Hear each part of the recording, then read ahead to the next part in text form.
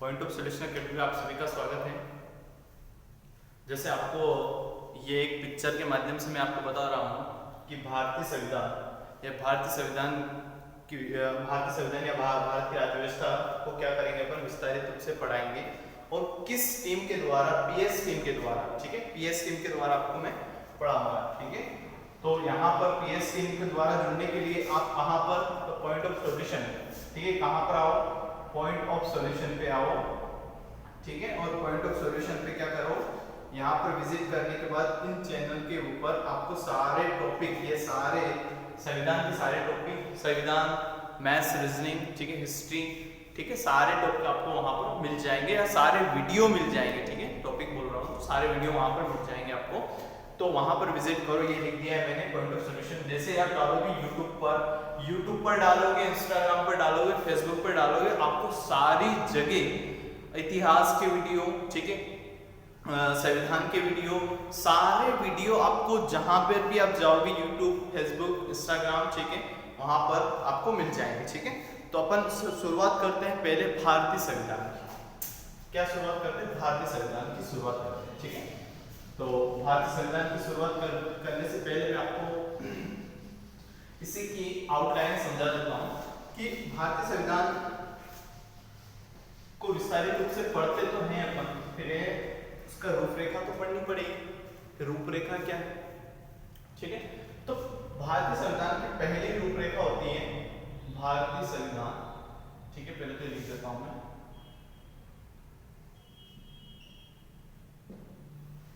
पहले इसकी रूपरेखा क्या होगी, ठीक है, आउटलाइन क्या होगी, है ना। जिस प्रकार से अपन पाठ्यक्रम देखते हैं उसी प्रकार से मैं आपको बता रहा हूं। पहला आएगा संवैधानिक विकास। क्या आएगा? संवैधानिक विकास, ठीक है, भारतीय संविधान का संवैधानिक विकास आएगा। दूसरा आएगा अपना भारतीय संविधान। क्या आएगा? भारतीय संविधान। सर ये भारतीय संविधान क्या होगा? वही बात बोल रहा हूँ, भारतीय संविधान, ठीक है। या फिर यहाँ पर भारतीय संविधान में लिखो तो यहाँ पर लिख लो राज्य व्यवस्था, ठीक है, ये सबसे अच्छा रहेगा आपके लिए, राज्य व्यवस्था, ठीक है। तीसरी बात यहाँ पर भारतीय संविधान की विशेषता, ठीक है। भारतीय संविधान की विशेषता क्या है? भारतीय संविधान की विशेषता, ठीक है, भारतीय संविधान की विशेषता, ठीक है, दैट इज क्लियर। भारतीय संविधान की विशेषता। अब देखो भारतीय संविधान की विशेषता के अंदर 5 विशेषता है भारतीय संविधान की, और 5 विशेषता मैं आपको बता रहा हूँ, ठीक है, ठीक है। अब देखो पहली विशेषता जो है, पहली विशेषता अपनी प्रस्तावना है, जिसके अपन उद्देशिका भी बोलते हैं, ठीक है, प्रस्तावना। क्या है? प्रस्तावना, ठीक है। सेकंड क्या है? सेकंड है मूल अधिकार। क्या है? मूल अधिकार। क्या है? मूल अधिकार, ठीक है, मूल अधिकार। उसके बाद बात करते हैं राज्य के नीति निर्देशक तत्व। राज्य के नीति निर्देशक तत्व। क्या है? राज्य के नीति निर्देशक तत्व। क्या है? राज्य के नीति निर्देशक तत्व, ठीक है। उसके बाद बात करते हैं कि मूल कर्तव्य। क्या है? मूल कर्तव्य।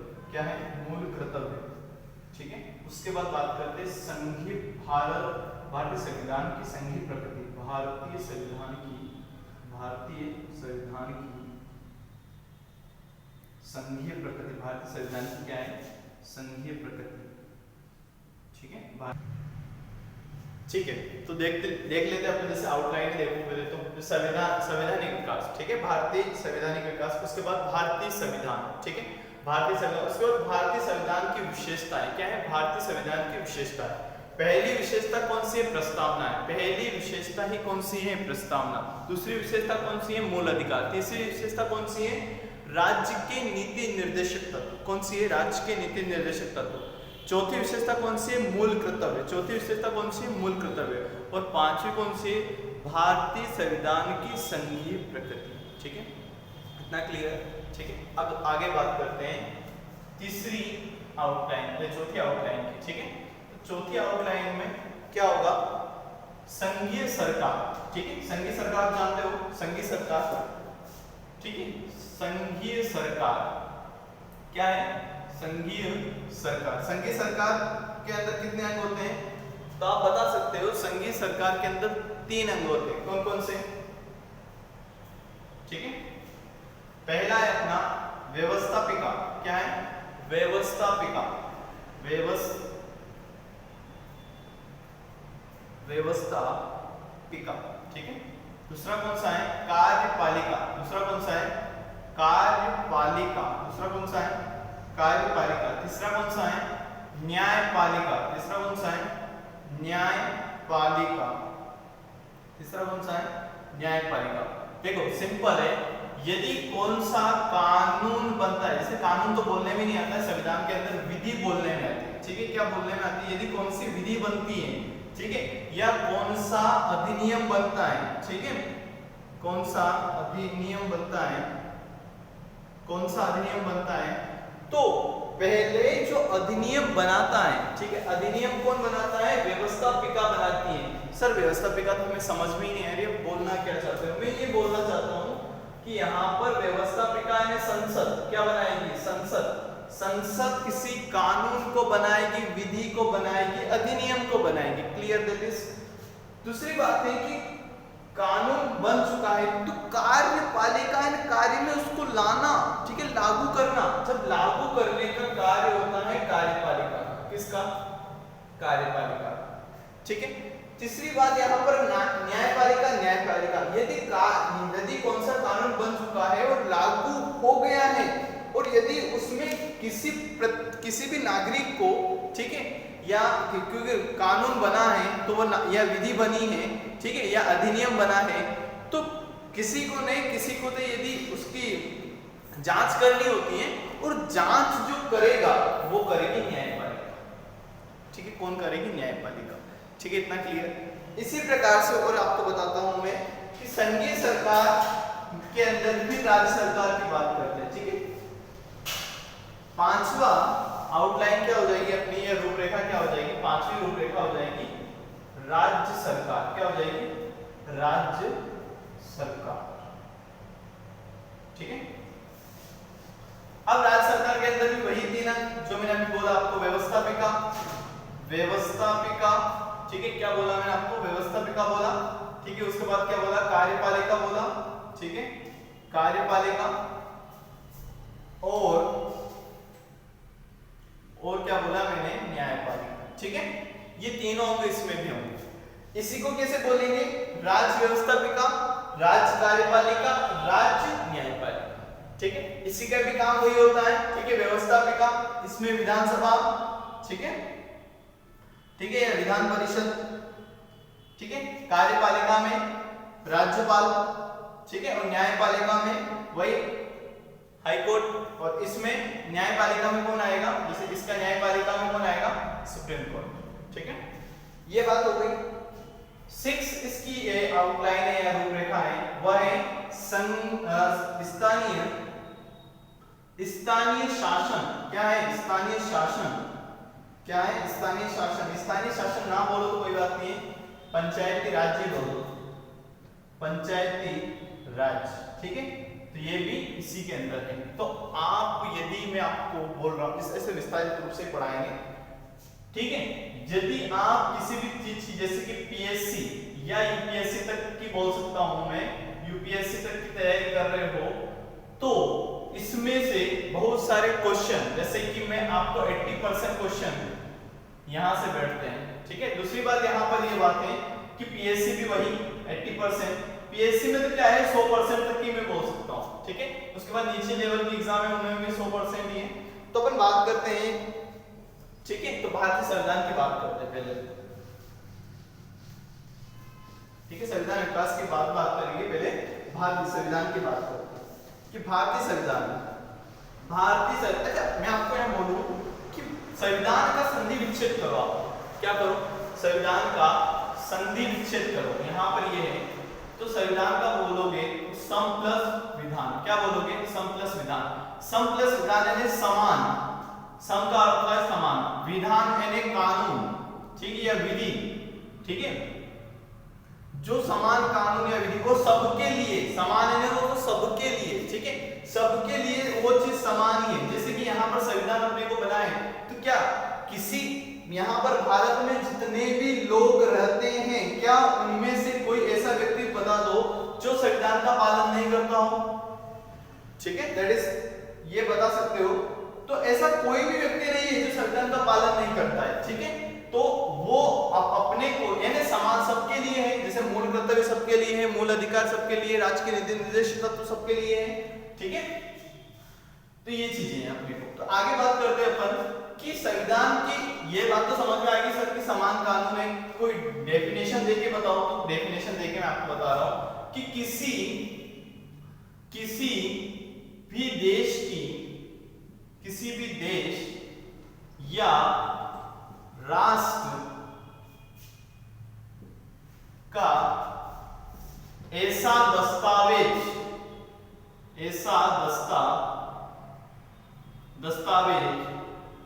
जो राष्ट्र या राज्य की शासन व्यवस्था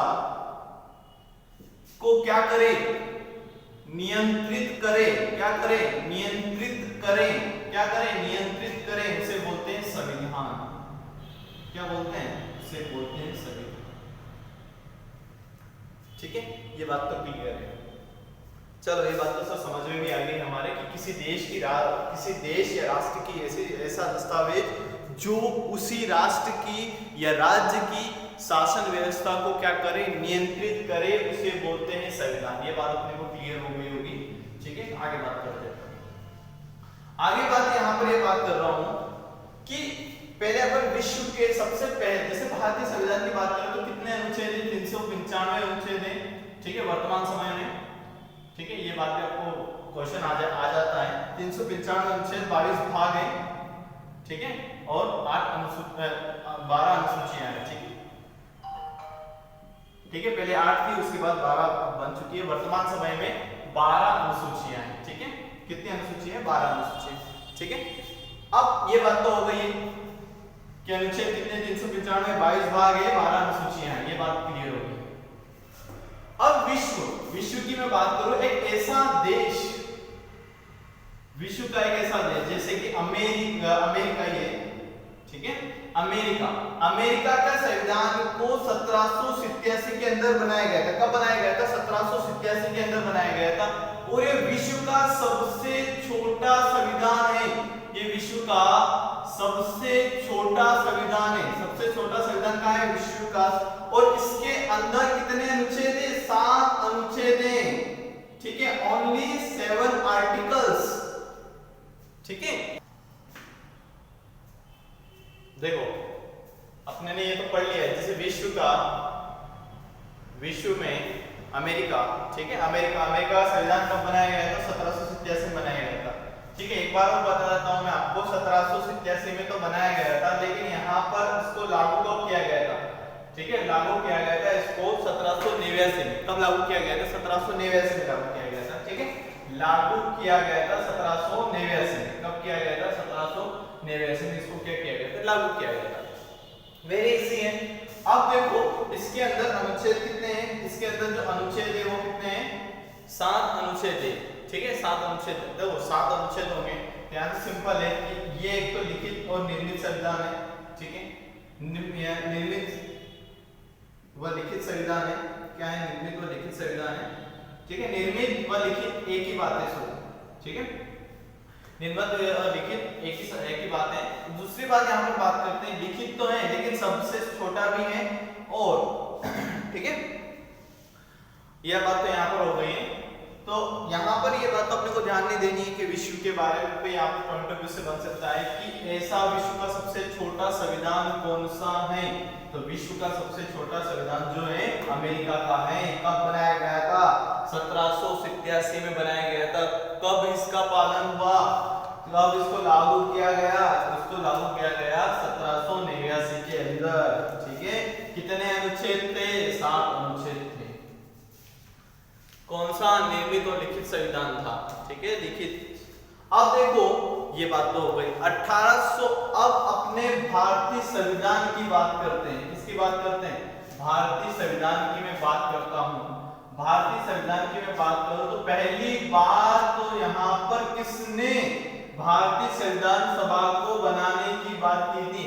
यानी संविधान सभा को बनाने की बात, संविधान सभा को बनाने की बात किसने की थी? पहली बात तो यहां पर, तो यहां पर पहला प्रयास था बाल गंगाधर तिलक का, वो था 1895 के अंदर, ठीक है। किसका? बाल गंगाधर तिलक का, जिन्होंने कहा है कि स्वराज मेरा जन्मसिद्ध अधिकार है, ठीक है। और यहां पर भी वही बात है कि इन्होंने स्वराज मेरा जन्मसिद्ध अधिकार है, यही बात इन्होंने स्वराज विधि के अंदर कही थी।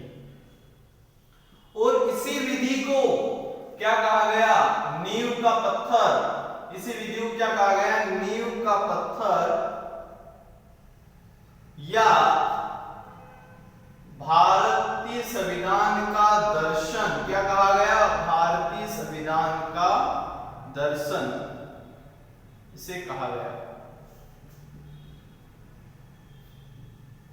ठीक है। तो यहां तक तो आपको समझ में आ गया होगा, ठीक है। ये बात आपको बोल दी जाए, आपने सुना होगा कि पहला प्रयास पंडित जवाहरलाल नेहरू ने किया था, ठीक है। हाँ, जिसने डिटेल नहीं पढ़ रखी है, ठीक है, वो ऐसी गलती करता है, ठीक है। तो यहाँ पर मैं आपको बता दिया, ठीक है, पहला प्रयास इनका था। अब देखो ये बात तो हो गई। दूसरी बात करते हैं कि इनमें किसके सामने इन्होंने संविधान सभा की मांग रखी थी? तो किसके सामने ऐसा आ सकता है? तो उस समय तो आप जानते हो किसका शासन था? अंग्रेजों का ही शासन था। तो अंग्रेजों के सामने इन्होंने संविधान सभा की मांग रखी, लेकिन अंग्रेजों ने क्या किया? इनकी बातों को सुना ही नहीं, ठीक है, इनकी बातों पर ध्यान नहीं दिया। उसके बाद क्या हुआ? फिर 1922 में क्या हुआ?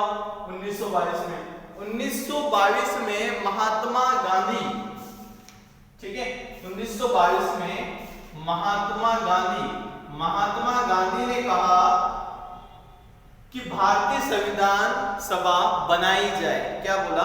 भारतीय संविधान सभा बनाई जाए। लेकिन इन्होंने कहा कि भारतीय संविधान सभा तो बनाई जाए, महात्मा गांधी ने कहा कि भारतीय संविधान सभा बनाई तो जाए, लेकिन भारतीय लोगों के इच्छा अनुसार बननी चाहिए। किसके? भारतीय लोगों के इच्छा अनुसार बननी चाहिए, ठीक है। और यह 20वीं सदी का पहला प्रयास था। ये कौन सी सदी का? 20वीं सदी का पहला प्रयास था, ठीक है। उस समय भी भारतीय संविधान का निर्माण नहीं हुआ। उसके बाद बात करते हैं 1924 में, ठीक है। उसके बाद बात करते हैं 1924 में। 1924 में क्या हुआ? 1924 में क्या हुआ? 1924 में आप जानते हो पंडित जवाहरलाल नेहरू जी के पिता मोतीलाल नेहरू ने कहा कि संविधान सभा बनाई जाए, लेकिन औपचारिक रूप से। किसके रूप से? औपचारिक रूप से बनाई जाए। किसके रूप से बनाई जाए? औपचारिक रूप से बनाई जाए, ठीक है।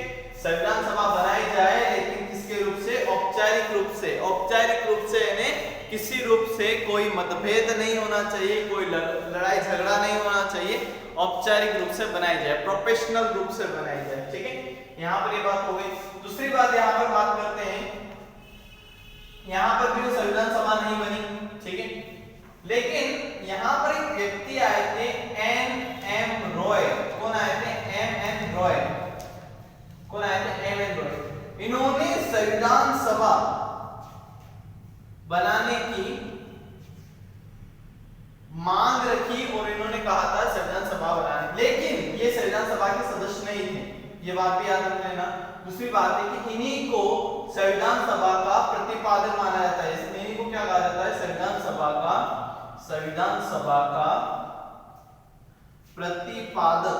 इन्हें क्या कहा जाता है? संविधान सभा का प्रतिपादक कहा जाता है। क्या कहा जाता है? संविधान सभा का प्रतिपादक इन्हें कहा जाता है। एम रॉय को कहा जाता है संविधान सभा का प्रतिपादक। चलो इतना तो क्लियर है। आगे बात करते हैं। उसके बाद 1928 की बात करता हूं मैं। 1928 में क्या हुआ? 1928 में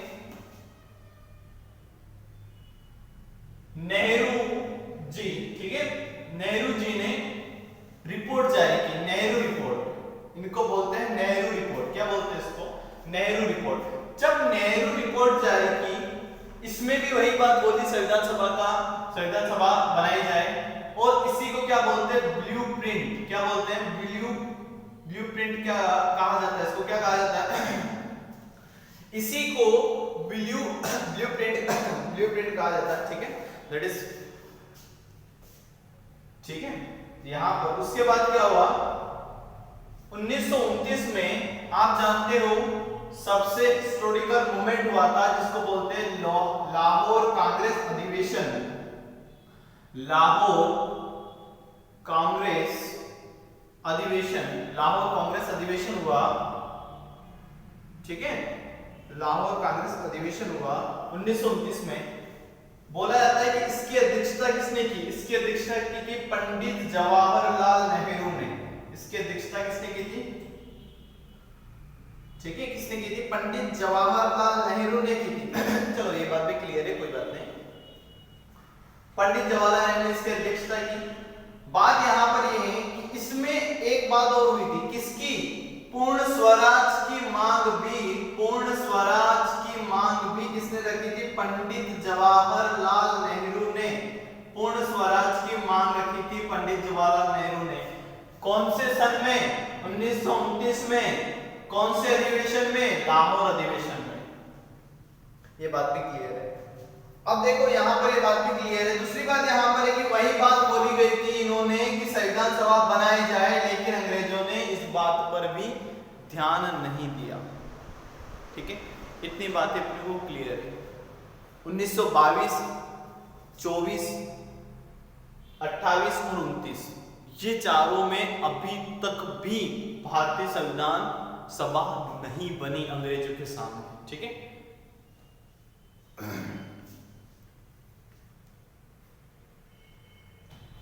ठीक है, आज तक इतना ही काफी है, ठीक है। इससे आगे अपन अगले वीडियो में पढ़ेंगे, और इसको लाइक, शेयर और सब्सक्राइब कर दीजिए, ठीक है। और वेलकम है, ठीक है, आप सभी का जो भी इस वीडियो को देखते हैं, ठीक है।